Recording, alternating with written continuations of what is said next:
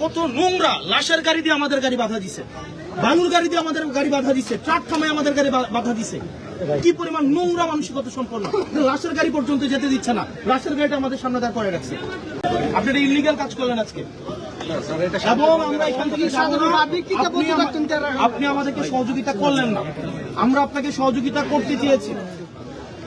আমরা মামলা করতে পারবো না, একটা ছেলের চোখ উঠাই ফেলা হয়েছে, আমরা মামলা করতে পারবো না, আপনি আমাকে মামলা করতে দিচ্ছেন না। আমরা আছি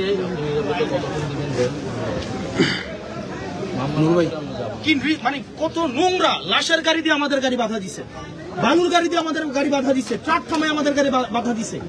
কি পরিমাণ নোংরা মানসিকতা সম্পন্ন, লাশের গাড়ি পর্যন্ত যেতে দিচ্ছে না, লাশের গাড়িটা আমাদের সামনে দাঁড় করে রাখছে। ওটা ওনার জানাজা আছে, জানাজা মিস হয়ে যাবে। এটার নাম প্ল্যান। আমরা বসে আছি, ভাই আমরা যাবো না।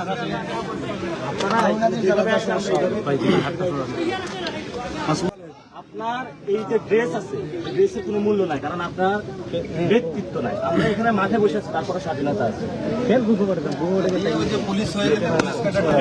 ওই লোকটা কই?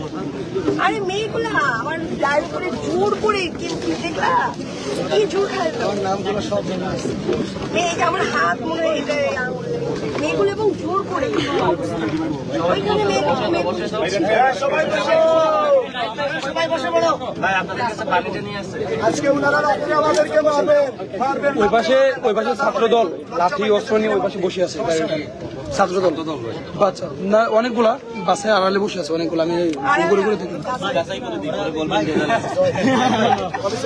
আপনারা যারা আছেন আপনারা ভালো, এই অফিসার গুলা দুষ্ট।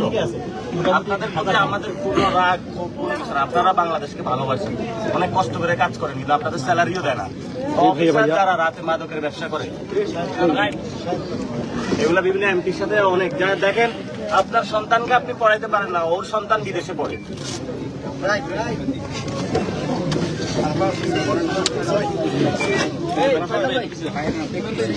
আপনারা একই সমস্যা নেই, জায়গা দেন, আপনারা আরেকটা হালকা দিচ্ছেন, আমরা ইয়ে করবো। অ্যাম্বুলেন্স গুলো আপনারা ছেড়ে দেওয়ার ব্যবস্থা করেন। ভাই আসিফ ভাই একটু বলেন।